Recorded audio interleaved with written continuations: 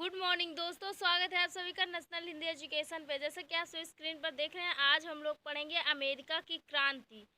America की क्रांति को पढ़ने से पहले हम कुछ महत्वपूर्ण तथ्य को उससे रिलेटेड देख लेते हैं। तो मेरा जो पहला जो पॉइंट है कि संयुक्त राज्य अमेरिका की खोज 1442 ईस्वी में स्पेन निवासी कोलंबस द्वारा की गई थी।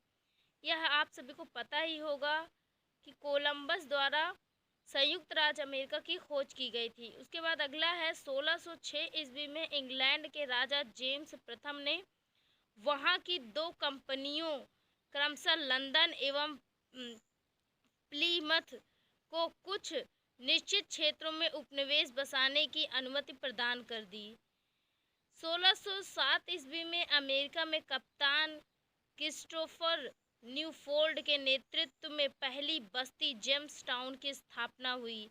ये मस्ट इम्पॉर्टेंट है, परीक्षा में पूछा जाता है कि पहली बस्ती जो अमेरिका में बनाई गई इंग्लैंड के द्वारा वह कौन सी थी।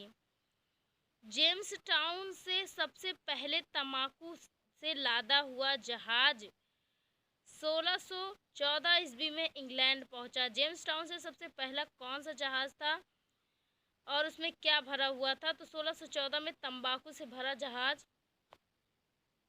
इंग्लैंड पहुंचा था। 1775 ईस्वी तक अमेरिका में ब्रिटिश 13 उपनिवेश बसाए जा चुके थे। इन बस्तियों में 90% ब्रिटिश तथा 10% डच, जर्मन, फ्रांसीसी और पुर्तगाली थे। ये प्रमुख तथ्य रहे जिसको आपको हमेशा याद रखना है। और फिर हम आते हैं अमेरिकी क्रांति के कारण पर। कुछ विद्वानों ने अमेरिकी क्रांति के कारणों को 4 बड़े भागों में विभक्त किया है। पहला कारण अभिवृत्ति तथा सिद्धांतों का संघर्ष, दूसरा कारण परिस्थितियों का योगदान, तीसरा कारण है रूढ़वादी अंग्रेजी समाज तथा उदार अमेरिकी समाज से टकराव, और चतुर्थ चरण क्या है? दोषपूर्ण अंग्रेजी प्रशासन, नीतियाँ व निरंकुशता। अब हम ये देखते हैं कि अमेरिका के द्वितीय जो राष्ट्रपति थे जॉन एडम्स, ये इस क्रांति के बारे में क्या कहते हैं? वो कहते हैं कि क्रांति का आरंभ युद्ध के पूर्व ही हो चुका था। क्रांति तो लोगों के मस्तिष्क एवं हृदय में विद्यमान थी। ये बिल्कुल सही कहे थे, अधिकतम इनकी बातें बिल्कुल सही हैं। अन्य कारण क्या था? अन्य कारणों में हम देखते हैं जो कि मोस्ट इम्पॉर्टेंट था अमेरिकी समाज में जागरूकता, और दूसरा देखते हैं सबसे बड़ा कारण सप्तवर्षीय युद्ध था जो कि 1756 से 1763 ईस्वी में लड़ा गया। सप्तवर्षीय युद्ध जो कि औपनिवेशिक प्रतिद्वंद्विता का प्रमाण था, जिससे अमेरिका स्वतंत्रता संग्राम की पृष्ठभूमि बनती है। इस युद्ध में चूँकि फ्रांस पराजित हुआ था और उसे अमेरिका खाली करना पड़ा था, जिससे अमेरिकी उपनिवेशों में फ्रांसीसी आक्रमण का भय ज़्यादा रहा। अब वे अपनी सुरक्षा के लिए ब्रिटेन पर निर्भर नहीं थे, अतः उपनिवेशों ने ब्रिटेन के विरुद्ध उन्मूलन की घोषणा कर दी। अगला कारण देखते हैं तो ब्रिटिश जनता की बदलती मानसिकता। ब्रिटेन की जनता धीरे धीरे यह महसूस करने लगी थी कि अमेरिकी उपनिवेशों को बनाए रखना अप्रासंगिक है। उपनिवेशों का खर्च असाधारण रूप से बढ़ता जा रहा था। इस आर्थिक दबाव ने ब्रिटिश अर्थव्यवस्था के चक्रीय उतार चढ़ाव में ला दिया था।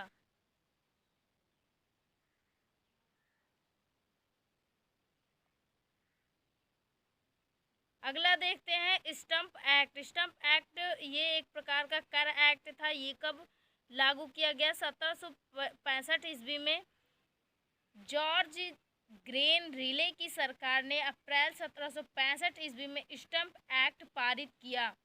इन्होंने वस्तुओं के आंतरिक व्यापार पर जो है कर लगा दिया था। यद्यपि कर की राशि अधिक नहीं थी, परंतु उपनिवेशवासियों ने इसका विरोध किया था।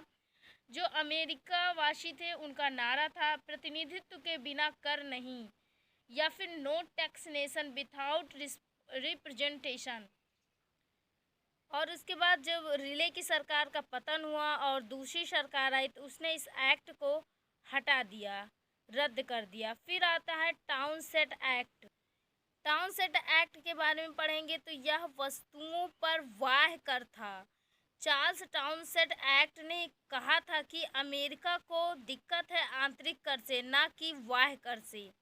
यह कर कागज, पेंट, चाय, कांच के आयात पर लगाया गया था। इस कर की वजह से भी जनता के